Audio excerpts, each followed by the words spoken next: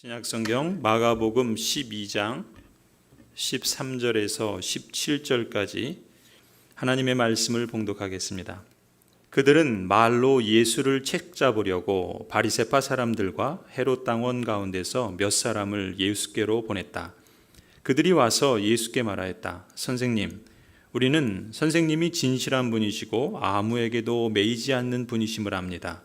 선생님은 사람의 겉모습으로 판단하지 않으시고 하나님의 길을 참되게 가르치십니다. 그런데 황제에게 세금을 바치는 것이 옳습니까? 옳지 않습니까? 바쳐야 합니까? 바치지 말아야 합니까? 예수께서 그들의 속임수를 아시고 그들에게 말씀하셨다. 어찌하여 나를 시험하느냐? 데나리온 한 잎을 가져다가 나에게 보여보아라. 그들이 그것을 가져오니 예수께서 그들에게 물으셨다. 이 초상은 누구의 것이며 적힌 글자는 누구의 것이냐? 그들이 대답하였다. 황제의 것입니다. 예수께서 그들에게 말씀하셨다. 황제의 것은 황제에게 돌려주고 하나님의 것은 하나님께 돌려드려라. 그들은 예수께 경탄하였다. 아멘. 우리는 마가복음 11장과 12장에서 예수님과 유대교 지도자들 사이에 있었던 5번의 논쟁을 함께 살펴보고 있습니다. 오늘 본문은 세 번째 논쟁에 해당합니다. 13절을 보시면 그들은 말로 예수를 책잡으려고 바리새파 사람들과 헤롯 당원 가운데서 몇 사람을 예수께로 보냈다 기록합니다.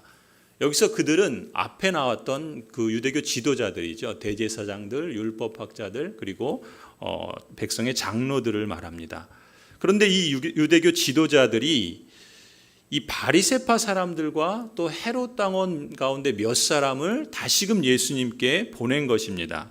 그 보낸 의도가 무엇인가? 13절에서는 말로 예수님을 책잡으려고 이런 의도를 갖고 보낸 것이죠. 이 책잡으려고라는 이 표현은요, 마치 사냥꾼이 그 사냥을 하기 위해서 함정이나 올무를 파놓을 때 쓰는 그런 표현인 거예요. 그러니까 지금 이 유대교 지도자들은 예수님을 마치 사냥하듯이 그렇게 지금 행동하고 있다는 것입니다. 그런데 어떤 행동을 하냐면 바리새파 사람들과 또 헤롯 당원 몇 사람을 보내요. 근데 우리가 주목할 점은 이 바리새파 이 젊은 사람들과 이 헤롯 당원들은 사실 정치적으로 볼 땐 상극인 사람들인 거예요. 그러니까 서로 맞지 않는 그야말로 정쟁하는 그런 사람들이 이 바리새파 사람들과 헤롯 당원이에요. 이 당시에 유대 이스라엘 지역은 로마 제국의 식민지였습니다. 그래서 식민 지배 아래서 이 헤롯 당원들은 누구냐면 그 유대를 지배하는 왕이 헤롯이죠. 이 헤롯을 따르는 사람들이에요. 그러니까 로마 제국의 그 배후를 입고서, 그러니까 로마 제국을 지지하는 사람들이죠. 그러니 당연히 세금도 냈겠죠. 이 로마 제국을 지지하면서 권력을 쥐고 있던 사람들이 헤롯 당원인데, 반면에 이 바리새파 사람들은 그 반대로 유대 민족을 따르고 또 로마 제국에 대해서는 대항하던 사람들이에요. 그러니까 두 부류가 서로 상극인 것이죠. 근데 그런 사람들이 지금 예수님을 사냥하듯이 잡아 제거하려는 일에 한 뜻이 돼서 손을 잡고 있는 모양입니다. 당시 상황으로 볼 때 유대교 지도자들은 앞서 우리가 계속 보는 것처럼 이제 자신들의 손으로는 직접 예수님을 잡는 것이 어렵다고 판단했던 거예요. 그러니까 어떻게 해서든 예수님을 제거하고 죽이려는 속셈으로 이제 예수님이 하는 어떤 말을 꼬투리 잡아서 처단하기 위한 그런 속셈으로 사람들을 보냈던 것이죠. 그래서 이 같은 내용을 기록한 누가복음을 보면은 이 점을 조금 더 선명하게 기록하고 있어요. 누가복음 2장 20절에 이렇게 기록합니다. 그리하여 그들은 기회를 엿보다가 정탐꾼들을 보내서 이들이 거짓으로 의로운 사람들인 채 행세하면서 예수께로 접근하게 하여 그의 말씀을 책잡게 하였다. 그렇게 해서 그들은 예수를 총독의 치리권과 사법권에 넘겨주려고 하였다. 그런데 이들이 얼마나 교활한가. 속으로는 죽이려는 속셈을 품고 있으면서 겉으로는 어떻게 해요? 의로운 사람인 채 행세하면서 예수께 접근했다. 그렇게 기록하죠. 오늘 본문 14절도 보시면 이들이 어떻게 예수님께 접근해 와서 말하는가를 보세요. 선생님, 우리는 선생님이 진실한 분이시고 아무에게도 매이지 않는 분이심을 압니다. 선생님은 사람의 겉모습으로 판단하지 않으시고 하나님의 길을 참되게 가르치시는 분이십니다. 이렇게 감언이설을 하는 거죠. 사실 이들이 말한 건 정말 다 맞는 표현이에요. 예수님이 정말 이런 분이십니다. 그런데 이 바리새파 사람들이나 헤롯 당원들이 이런 말을 했던 것은 정말 그렇게 믿고 인정해서 이렇게 말한 것이 아니라 자기들의 그 속셈을 뒤로 숨겨두고, 그게 뭐예요? 예수님을 말로 책잡아서 죽이려고 하는 속셈을 숨겨두고 겉으로 이렇게 번지르한 그런 말로 속이고 있었던 것입니다. 이들이 예수님을 선생님 이렇게 부르죠. 사실은 이건 되게 의도적인 거예요. 왜냐하면 이제 자신들이 속내를 드러내는 질문을 합니다. 그 질문을 했을 때 선생님이니까 반드시 대답을 해야 된다라고 하는 그런 의도를 갖고 이렇게 불렀던 거예요. 그러니까 대답을 회피하지 못하도록 미리 그냥 쐐기를 받고자 했던 것이죠. 그러면서 뭐라고 그래요? 선생님은 진실한 분이시고 하나님의 길을 참되게 가르치는 분이십니다. 이렇게 치켜 세우죠. 표현한 말만 보면 예수님을 상당히 높게 평가하는 것처럼 들리지만 속셈은 뭐예요? 다른 데 있었던 거죠. 예수님이 대답하실, 그 자신들이 이제 질문을 하면 예수님이 대답하시게 될 텐데, 그 대답은 예수님은 진실한 분이고 하나님의 길을 말씀하시는 분이니까 그 말은 한 번 말하시면 권위 있는 가르침이다. 그러니까 그 말을 되돌리지 못하도록 예수님이 답하기 곤란한 질문을 던져서 그 답변을 꼬투리 삼아서 지금 예수님을 신성 모독죄나 아니면 그 국가에 대한 반역죄로 함정을 파놓는 겁니다. 이렇게 함정을, 책 잡으려는 함정을 파놓고 14절 후반절에 보면은 질문을 해요. 이제 그 난처한 질문을 합니다. 그게 뭐예요? 그런데 이렇게 표현하죠. 그런데 앞에서는 감언이설로 좋게 말해놓고 이제 그런데 속셈을 보이는 거예요. 황제에게 세금을 바치는 것이 옳습니까? 옳지 않습니까? 바쳐야 됩니까? 말아야 합니까? 단도직입적으로 둘 중에 하나 선택하라는 질문을 합니다. 그런데 지금 이 말하자면 로마 제국에 세금을 내야 하는 세금 납부의 문제예요. 그런데 지금 이들이 흑백 논리로 대답하라는 거죠. 내야 되냐 말아야 되냐, 해야 되냐 아니냐, 옳으냐 그렇지 않느냐, 이런 식으로 대답을 촉구하면서 예수님을 몰아붙이는 거예요. 왜 이 질문이 함정이냐면요, 예수님 당시에 사실 정치적으로 아주 민감한 문제가 바로 이 세금 문제였습니다. 당시 로마의 황제가, 로마 제국의 황제가 디베리오였습니다. 디베리우스라고 하죠. 그런데 주후 6년에 유대 지역을 통치하던 아켈라우스가 이제 그 왕위에서 폐위됩니다. 그리고 나서 이 로마 제국이 식민 통치하였던 이 유대 사람들에게 인두세를 매겨요. 그러니까 각 사람마다 머리세를, 그러니까 각 사람마다 세금을 걷어들이는 그런 인두세를 걷어들이게 됩니다. 그래서 유대인 남자는 14세에서 65세까지, 그리고 유대인 여자는 12세에서 65세까지, 말하자면 모든 성인 남녀에게 1데나리온이라고 하는 세금을 세리들을 통해서 걷어들이는 거예요. 1데나리온은 당시에 노동자들의 하루 품삯 정도 되는 그런 돈입니다. 일당이라고 보면 돼요. 그런데 지금 이 로마 제국은 이방인들이고 하나님의 선민이라고 하는 유대인들에게 세금을 거두겠다는 거예요. 그러니까 하나님의 백성이라고 하는 자부심을 가졌던 유대인들의 입장에서는 이것이 마땅하지 않았던 겁니다. 더군다나 이방인들에게서 이런 행위를 한다는 것은 부끄러운 일이고 또 수치스러운 일로 여겼던 거예요. 그래서 유대인들은 이 점에 대해서 대부분 유대인 정서가 반대하는 쪽에 있었고, 그걸 아주 극렬하게 반대했던 것이 예수님의 제자 가운데도 있죠. 그 열심당원들은 아예 이것에 대해서 뭐 항거하고 나중에는 이제 66년에 가면 전쟁까지 일으킵니다. 이 문제가 그만큼 세금 문제가 큰 문제였던 거예요. 그러니까 이렇게 민감한 문제를 가지고 예수님께 질문하는 거예요. 그러니까 이방인인 로마 제국에게 세금을 내는 것이 과연 옳은지 아닌지, 사실 유대인 사이에서도 아주 첨예한 논쟁이, 다툼이 있었거든요. 그러니까 예수님에게 이런 애매한, 대답하기 곤란한 질문을 함으로써 사실 예수님이 유대인 입장에 서서 만약에 세금을 납부하는 걸 거절하는 발언을 하면 어떻게 하겠습니까? 이 종교 지도자들은 로마 제국에게 반대한다. 로마 제국에게 세금을 납부하지 않는 그런 정치범이다 라는 혐의를 뒤집어 씌워서 로마 황제에게 반역하는 그런 자라는 그런 혐의로 예수님을 죽이려고 했던 거예요. 근데 반대로 예수님께서 오히려 세금 납부를 만약에 찬성하는 발언을 할 경우는 어떻겠습니까? 유대인 정서는 다 반대하는데 유대인들이 당시에는 예수님이 선지자다, 또 메시아라 이렇게 기대하고 있었는데 정작 그분이 로마 제국에게 찬성하는 세금 찬성을 그렇게 주장한다면 유대인들 입장에서는 예수님을 민족의 반역자로 여기지 않겠습니까? 그래서 사람들로 하여금 예수님을 민족 반역자로 낙인을 찍어서 역시 예수님을 제거하려는 속셈을 가졌던 거예요. 그러니까 예수님 입장에서는 뭐예요? 이렇게 대답해도 궁지에 몰리고 저렇게 대답해도 궁지에 몰리는 그런 난처한 질문을 했던 거예요. 그것이 더군다나 정치적인 문제였기 때문에 더 민감했던 것이죠. 그러니까 이들이 했던 질문은요, 세금 문제가 아니었던 거예요.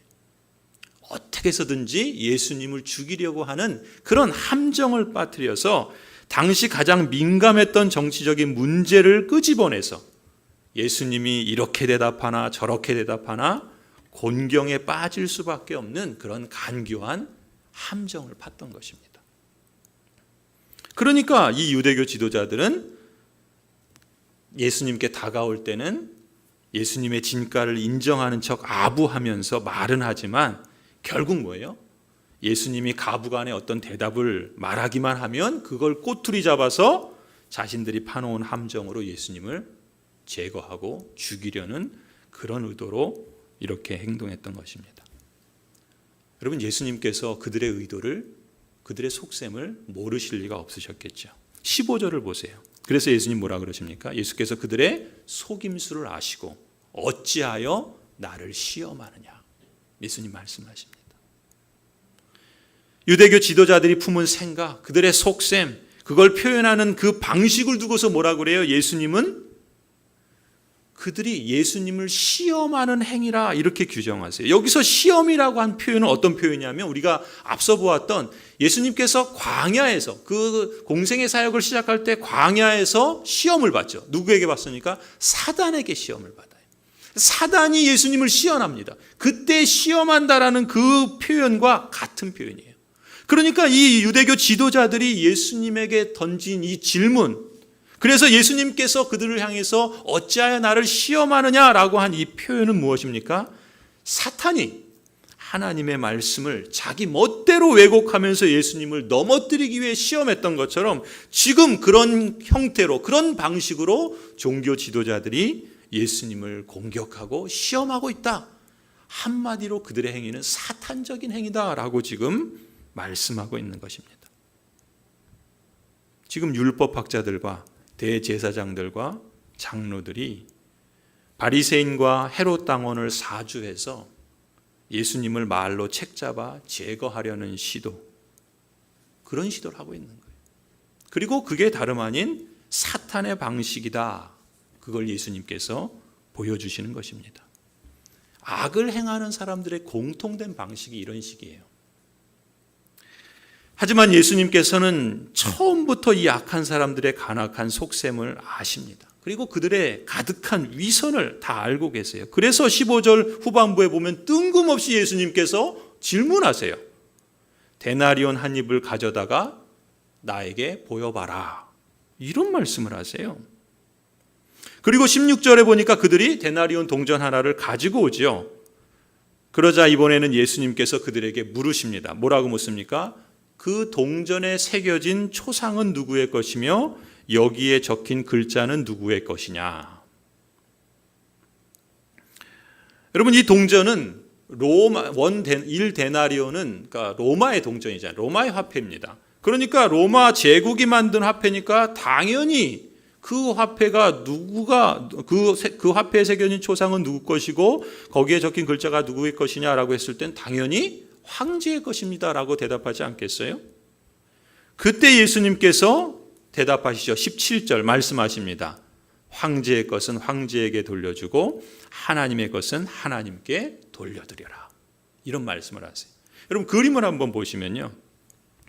당시에 사용했던 1데나리온, 그 그림이 지금 앞에 보시는 그림입니다. 그 앞면에는 지금 그 초상이 있죠. 예수님이 지금 물으신 거예요. 그 동전에 누구의 초상이 있고 거기엔 또 뭐라고 적혀 있냐. 거기에 보시면은 초상이 있는데 이게 디베료 황제의 초상입니다.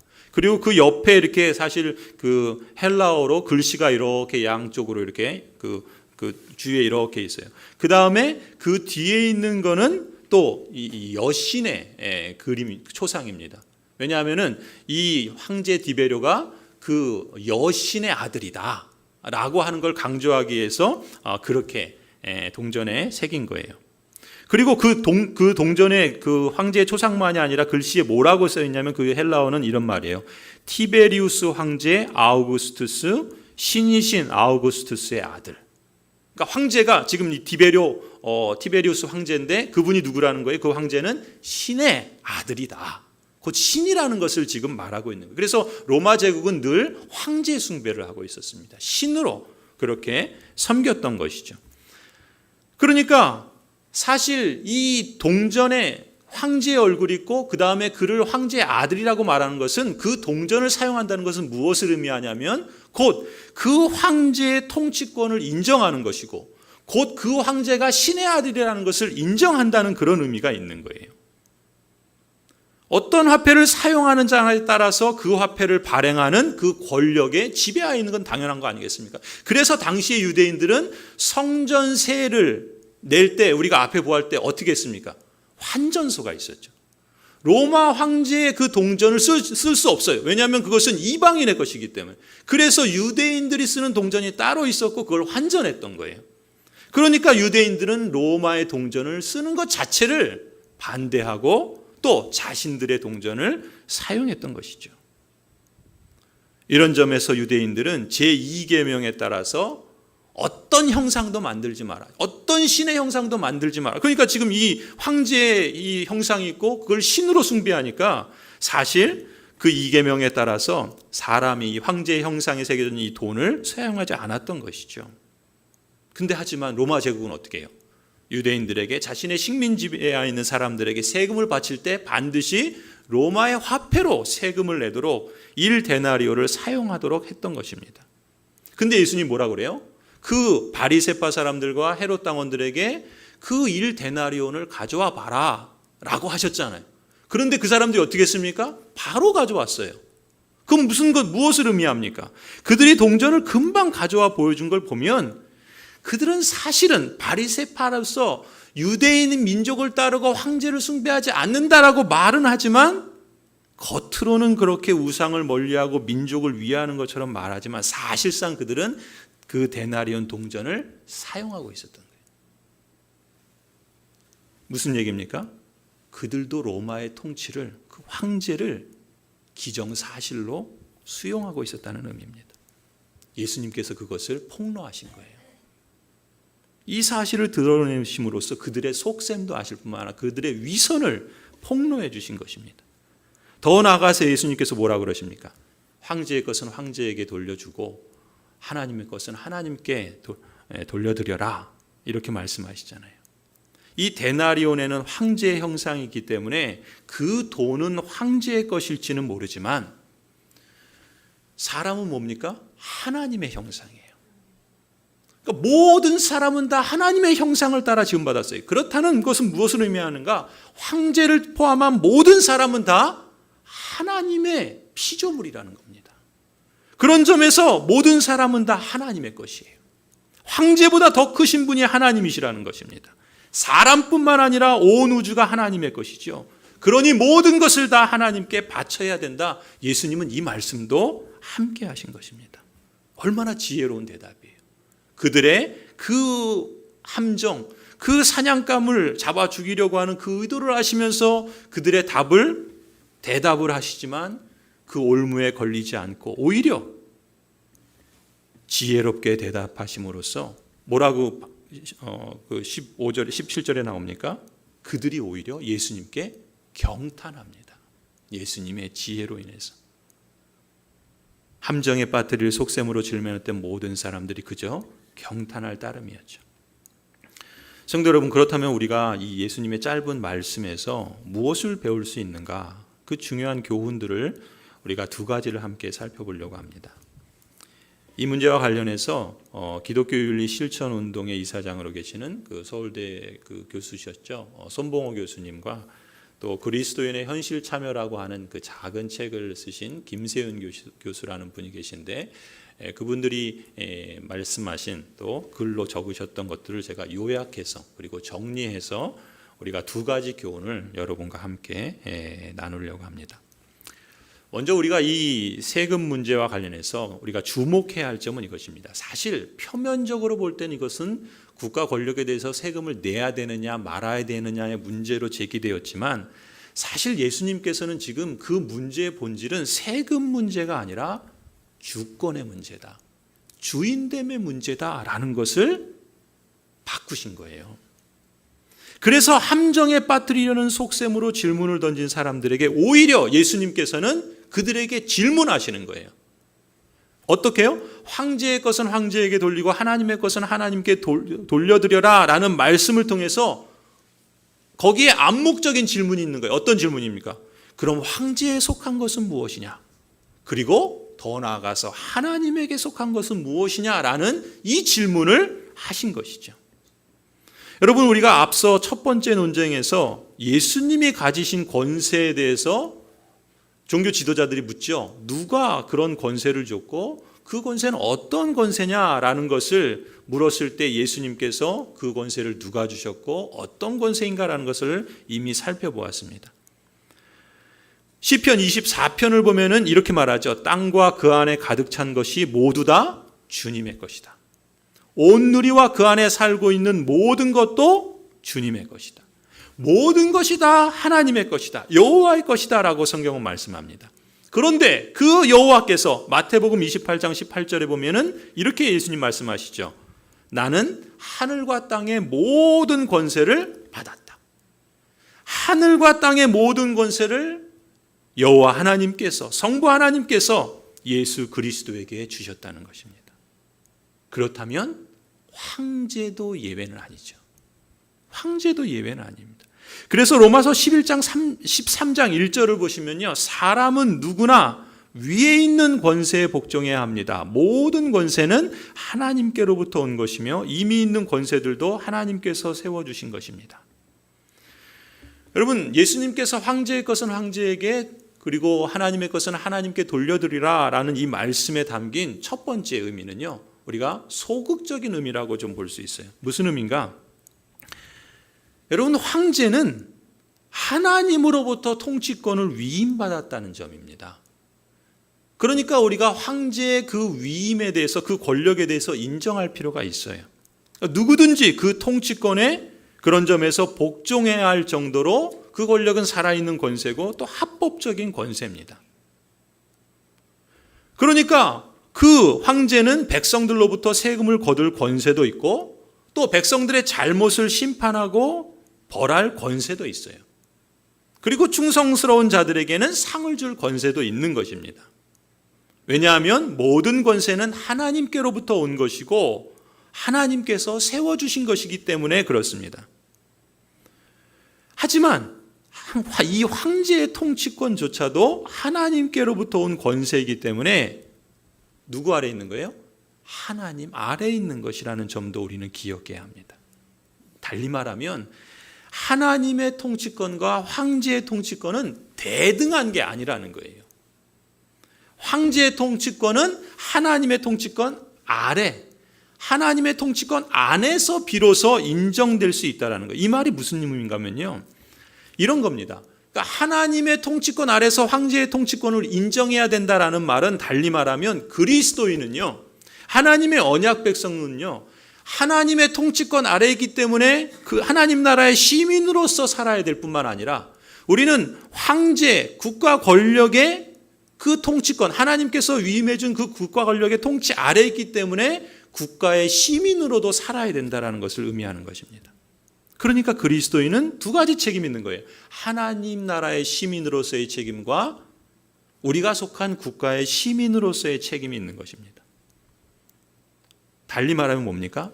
하나님 나라의 질서를 따라 우리가 살면서 동시에 이 세상에 우리가 속한 국가의 법을 준수하면서 사회적인 책임을 다해야 할 의무도 있다는 것이죠.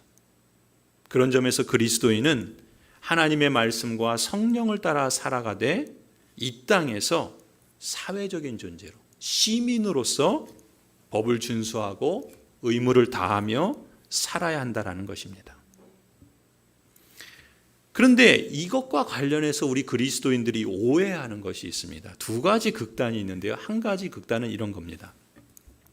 우리가 하나님의 나라의 사람인데 하나님의 법만 따르면 되지 세상 법을 따를 필요가 뭐가 있냐, 이렇게 말하시는 분들이 있어요.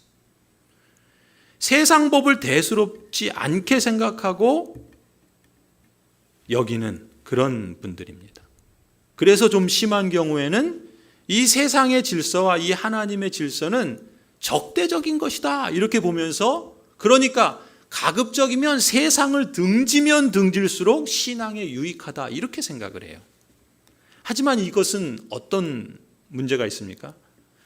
이 국가 권력과 하나님이 내신 여러 통치권들은 하나님의 통치권 아래 인정받은 것이다라는 것이죠. 그러니까 세상을 등지면 등질수록 그게 신앙에 유익하다. 그러니까 세상 법은 다 필요 없고 우리는 하나님의 법만 따르면 된다라고 하는 사고방식은요, 하나님의 통치권을 그저 그럼 우리의 신앙, 우리의 개인적인 영적인 차원에서만 한정하는 거예요. 무슨 얘기입니까? 하나님은 내 개인의 영혼과 내 삶에만 하나님인 작은 하나님으로 만들어버리는 겁니다. 하나님은 모든 만물의 주인이시고 그 권세 아래 하나님께서 권력자들을 세워주신 건데, 세상법 필요 없고 권력자 필요 없으니까 난 하나님의 법만 따르겠다라고 하는 것은 하나님을 아주 작은 하나님으로 전락시키는 그런 위험한 생각이라는 것이죠.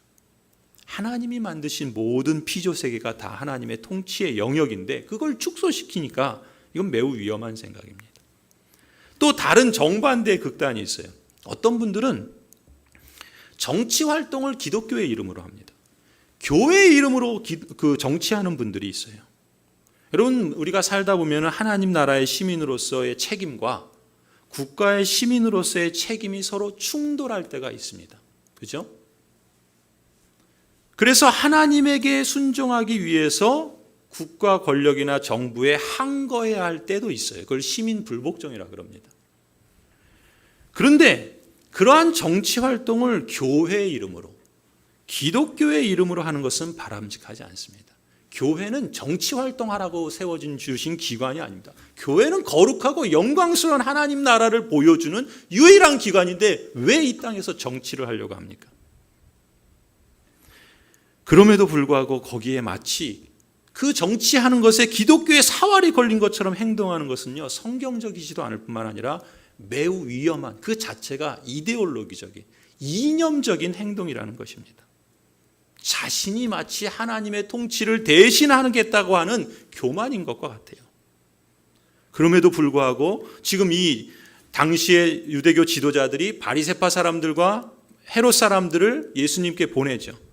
그러면서 예수님을 높이면서 예수님을 좋게 아부하면서 그렇게 말하지만 속셈은 다 숨긴 사람들처럼 이들 역시 하나님의 뜻이라는 종교적 표현을 써가면서 그릇된 그야말로 정치적 이념을 마치 사람들에게 거룩한 확신처럼 맹목적으로 따르게 합니다. 거기에 사람들은 열광하기도 하고, 그래서 때로는 아주 비이성적이고 비도덕적인 행동을 부끄러운 줄 모르고 자행합니다. 사회에 또 교회에 누를 끼치고 나아가서는 하나님의 이름을 더럽히는지도 모르고 행하고 있는 것이죠. 이것이 또 다른 극단이에요.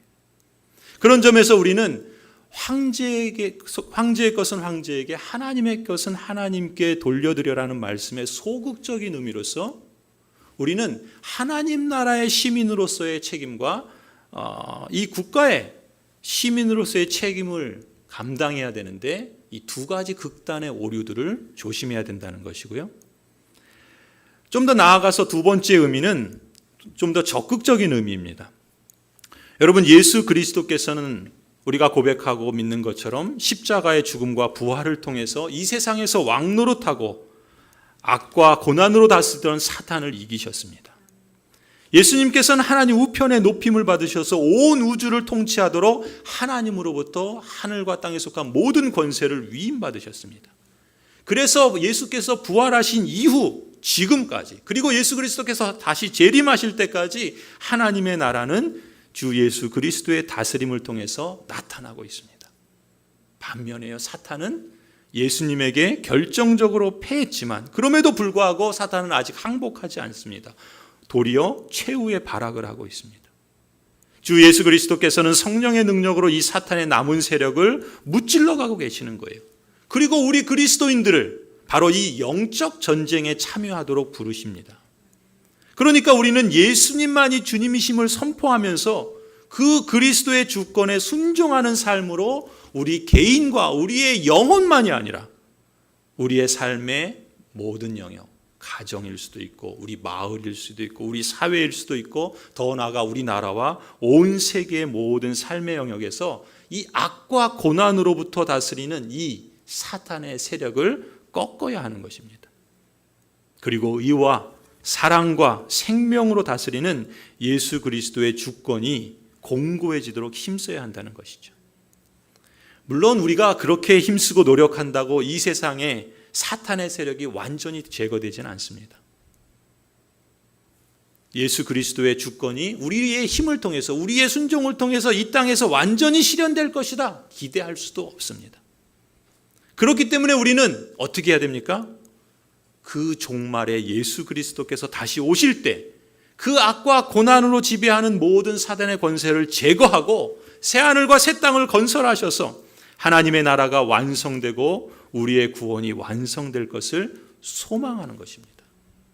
이것을 소망하기 때문에, 이 종말의 완성을 믿고 바라기 때문에 우리는 이 세상이 전부가 아니라는 것을 고백하는 거예요. 이 세상의 가치들이 절대적일 수 없다는 것을 늘 염두에 두고 살아가는 것입니다. 무슨 얘기입니까?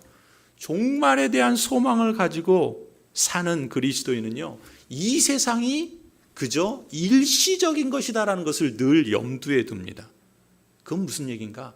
이 세상에 있는 모든 것은 다 절대적인 게 없어요. 다 상대화하면서 살아야 합니다. 여러분, 상대화한다는 말은 이런 말이에요. 고린도전서 7장을 보시겠습니다. 형제자매 여러분, 내가 말하는 것은 이것입니다. 때가 얼마 남지 않았으니 이제부터는 안에 있는 사람은 없는 사람처럼 하고 우는 사람은 울지 않는 사람처럼 하고 기쁜 사람은 기쁘지 않은 사람처럼 하고 무엇을 산 사람은 그것을 가지고 있지 않은 사람처럼 하고 세상을 이용하는 사람은 그렇게 하지 않은 사람처럼 하도록 하십시오. 이 세상의 형체는 사라집니다. 무슨 얘기예요? 다 버리라는 얘기가 아니라 상대화하라는 거예요. 가령 이런 겁니다. 돈을 많이 벌었거나 큰 성공을 거두어서 그럼 어떻게 됩니까? 사람이 기쁨에 도취하게 되죠. 그런 사람은 그렇지 않은 것처럼 살라는 뜻입니다. 반대로요, 내가 지금 고난을 당하고 있어요. 죽을 둥 살 둥 그런 위기 속에 있습니다. 그런데 그 고난 역시도 일시적이고 이 세상에 속한 것이라는 거예요. 잠시 있다가 사라질 이 세상에 속한 것이니까 지금 그 고난받는 일도 절대적이고 영원한 것이라 여기지 말고 그것도 상대적이고 일시적인 것이다. 그러니 그 고난 때문에 시기심을, 복수심을, 한을 키우면서 살지 말라는 뜻입니다. 그러니까 부와 성공을 얻었다고 마치 영생의 구원에 도달한 것처럼 거기에 큰 의미를 부여하면서 자만하지 말아야 한다는 것이고, 마찬가지로 가난이나 재난이나 어떤 병고를 당했다고 해서 그것이 삶의 전부인 것처럼, 끝인 것처럼 절망 속에서 한과 복수심으로 자신을 불태워서도 안 된다는 것입니다. 성도 여러분, 그리스도인들은 종말에 완성될, 그러나 주 예수 그리스도를 통해서 이미 역사 속에 시작된 하나님 나라의 언약 백성으로 살아야 합니다. 우리 주님 예수 그리스도를 통해서 하나님의 나라가 이미 시작되었습니다. 우리가 예수님을 주님으로 고백함으로써 우리는 그 하나님 나라의 언약 백성이 되었습니다. 그렇다고 한다면 우리의 삶은 어떻게 쓰든지 하나님 나라의 그 실체를 반영하는 삶이 되도록 힘써야 하는 것이죠. 하나님 나라의 실체가 내 주장하고 이 세상의 것을 가장 가치 있는 것으로 여기면서 산다, 그것이 아니라 이 세상의 것을 상대화하면서 오히려 나 자신을 내어주는 그런 사랑이라 예수님 말씀하신 것처럼 어떻게 쓰든지 우리의 삶 속에서도 이 하나님 나라의 현실이 구체적으로 드러날 수 있도록 힘쓰면서 살 필요가 있다는 것입니다. 그래서 하나님의 것은 하나님께 돌려드려라 라고 하신 말씀을요, 사도 바울식으로 표현하면 이런 것입니다. 로마서 12장 1절 2절이죠. 이 시대의 풍부조를 본받지 말고 오직 마음을 새롭게 함으로 변화를 받아서 하나님의 뜻이 무엇인지 분별하고 우리의 몸과 우리의 삶 전체를 하나님께서 기뻐하실 거룩한 산 제물로 드리는 것. 하나님의 것은 하나님께 돌려드려라 라는 것을 사도 바울의 말씀으로 표현하자면 이렇게 말할 수 있습니다. 그런 점에서 성도 여러분, 우리의 믿음의 고백은요, 이 땅을 사는 동안 늘 윤리로 표현될 수밖에 없습니다. 무슨 얘기입니까? 우리의 윤리적인 삶으로 표현하지 않는 믿음은요, 진정한 믿음이라고 보기 어렵습니다. 오히려 그것은 미신에 가깝습니다. 가령 예수님께서 산상설교에서 가르치신 것처럼 남의 것을 빼앗으려고 하지 않고 도리어 자기의 것을 내어주는 것이죠. 남의 것을 지배하려 하지 않고 도리어 섬기려 하고 복수하려고 하기보다는 원수를 사랑하려고 애쓰는 것이죠. 물론 우리 자신의 죄악된 본성이 있습니다. 부패한 욕망이 있습니다. 그것으로 인해서 그 믿음의 가르침을 따라서 우리가 완전하게 윤리를 행할 수는 없습니다. 그렇다 할지라도 우리는 성령을 의존해서 힘써 그것을 지킴으로써 성장하는 믿음을 소유할 수 있다는 것입니다. 이런 삶의 태도는 우리 개인의 삶에서뿐만 아니라 우리 가정에서도 표현되어야 하고 더 나아가서는 사회에서도 우리 직업 현장에서도 적용할 수 있어야 한다는 것입니다. 가령 이런 거예요. 하나님의 언약 백성으로서 적어도 그리스도인 정치인들과 법조인들과 공무원들은요, 자기 주장의 유혹을 떨치고 공익을 위한 법을 만들려고 그리고 집행하려고 힘써야 할 것입니다. 그래서 이 사회 구조가 착취하고 억압하는 식이 아니라 의의 사랑, 의와 사랑, 하나님의 그 평강의 성격이 조금 더 나타날 수 있도록 적어도 하나님의 언약 백성인 그리스도인 정치가와 법조인 공무원들은 그래야 된다는 것이죠. 그것이 하나님의 것을 하나님께 돌려드리는 구체적인 표현이라는 것입니다. 그리스도인 기업인들은 어떻습니까? 근로자들을 착취해서 자기의 부만 키우려고 하지 말아야 된다는 거예요. 근로자들과 또 사회의 복지를 위해서 기업의 이윤을 너그럽게 분배할 수 있는 그런 청지기 정신을 가지고 기업을 경영해야 된다는 것이죠. 그리스도인 근로자들도 마찬가지입니다. 노조를 만들어서 단합된 힘으로 기업주와 사회를 위협하면서 자신들의 이익을 극대화하려는 노력하기보다는 사회 전체의 복지를 염두에 두고 일할 필요가 있다는 거예요. 성도 여러분,